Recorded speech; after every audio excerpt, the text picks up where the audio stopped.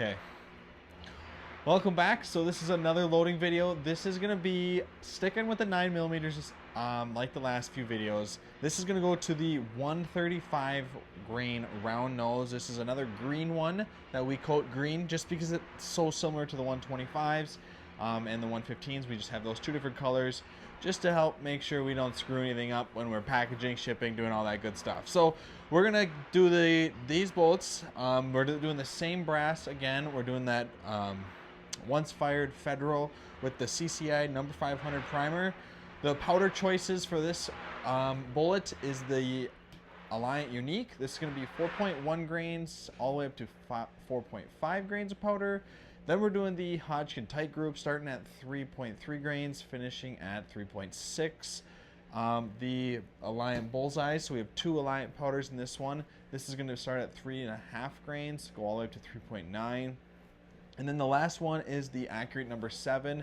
And this one starts at 6.7 grains. It's going to finish at 7.5 grains.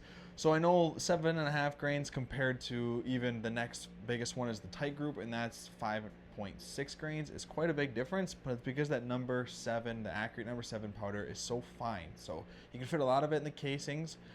We don't have any compressed loads, so all these ones should be good to go. So we're going to load these up, and then we'll meet you out on the range. Okay. All right, guys, so now we're out on the range. This is up to my favorite part. Today I am feeling a little lucky, maybe also just a little bit ahead. I think I'm going to beat Mitch today when it comes to group sizes. We did do one little extra thing is we added the Vortex Defender CCW on this just to see if that would change our groups. Mitch did do a video of installing this on this gun, so if you haven't seen that, go check that out. That's on our channel as well. So let's get into it and let's do some shooting.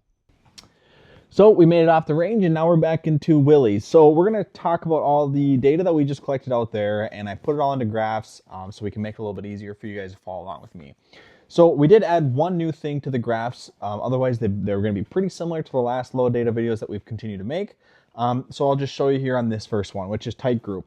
The power factor. So we wanted to add that in there. That's the right underneath the minimum, average, and maximum. That line there that says PF for like 3.3 grains. It was the PF of 128.3. So that's what that means in there.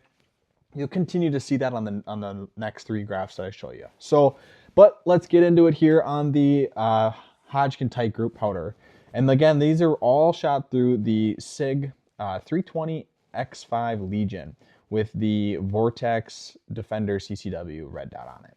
Great combo. Love to shoot it. If you haven't checked out the video, like I said in the last clip about Mitch installing this, go check it out. It's on our YouTube channel. I'll link it in here too. So Titegroup, starting at 3.3 grains of powder, finished at 3.6. Not a big jump. Tigegroup's a very fluffy powder, not very dense. So even with a light charge, you can still get a pretty good case fill on it. And that's kind of why I like it. I think it's a good all-around powder, especially for pistol stuff. So starting at 950 feet per second, and then we finished at 1,067 on average. Obviously, our maximum was a little bit high on the 3.6 grains of powder. I think we just had kind of one outlier in there, and that's why our SD was a little big for that. But like an 8.9 feet per second and a 9.9 feet per second on a 10-shot SD is really good. I'm really happy to see those. So that performed very well. Titegroup was, I would say, my number 2 pick out of the 4 powders that we selected. It was almost right there for number 1, but the only reason why I picked number 1 is just a little bit better group sizes. So with that, I'll get into number 2. The second powder that we shot was Bullseye, and this was my number 1 pick out of the 4 that we selected. So at 3.5 grains starting, went all the way to 3.9 with a middle one of 3.7 grains. I would say the most manageable recoil on this was probably this powder. I liked it all the way around. The recoil wasn't bad. Velocities are good. Power factors are still very well, especially on the 3.7 grains and the 3.9s with not climbing way over into high velocities and a lot of recoil. SDs were good. I would like to see them a little bit better, especially on like the 53.7, but like I said about the Titegroup, we're human. We try to mitigate those as much as we can. but must have just had one little flyer in there. So, but the group sizes were really, really good on this, especially at like 3.7 grains with an 8.8 SD. We're at 0.644 of an inch group. That's really, really good. My number one pick for that reason. Recoil was very manageable. Speed was good. It was there. It needed to be. Power factor as well. And then our group sizes are great too. So that's my number one pick. Now the number 3 powder that we shot. This is my number 4 pick. I know it's kind of tricky to keep track with me, but I'll put them all on a list once we get done talking about them. Was Accurate number 7. I had a little bit higher hopes for this one, honestly. Didn't perform to where I think it should have been. It's so fine, and since it's filling up the case that much, I think it would shoot great, but it just doesn't really. And it's fast. It's a little bit more recoil. They're all not terrible on recoil, but this one definitely had a little bit more zip to it. So at 6.7 grains, we were averaging right around 1,051 feet per second. And then at our max load, which was 7.5 grains, we were averaging right around 1,143 feet per second. So just about 100 feet per second jump there. SDs were great all the way across the board on this, but our group sizes were a little bit bigger, and I think that was because of the more recoil. It's just something in your head makes you shoot a little bit bigger groups. But this was our number 4 because of that.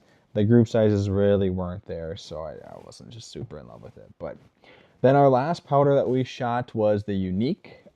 This started at 4.1 grains, went to 4.3 grains, and then finished at 4.5. This was our number 3, and honestly, Accurate number 7 and Unique are very, very close to picking up number 3 spot compared to number 4. But the Unique, I think, just barely creeped into the number 3 spot just because the little less recoil that was felt, and it was a little bit slower. Not much, but just a little bit. So we started at the 4.1 grains, and we're averaging right around 1,022 feet per second. And then at our max load at 5.3 or 4.5 grains of powder, we were at 1,085 feet per second. So power factor was for surely there. Pretty strong power factors of 138, 146.8, and then 146. And then our SDs were a little high, especially on the middle one at 4.3 grains, 55.4. Not great. I'd like to see lower, but 20.7 and 14.7 is pretty good overall too. And I think that's why it was shooting pretty good, but wasn't terrible overall, you know. And these are a little bit big group sizes on this one. The 1.162 and a 1.388 and a 1.381. I will admit it too. I think maybe today wasn't just Mitch and I's day. We both didn't shoot the best. I know I definitely didn't shoot as good as I wanted to, even though I did say I think I had him on this one. I didn't have him. He kicked my butt for sure. But like with the Titegroup and the Bullseye, here's one of our targets with Titegroup. I mean, this is a really good group. That's with the 3.3 grains of powder on Titegroup. This Mitch had a heck of a group with the Bullseye, and this was with the 3.7 grains. I mean, that's one big hole, 4 or 5 shots there. But so I'm going to list them all here. So number 1 powder of my pick out of the 4 is Alliant Bullseye.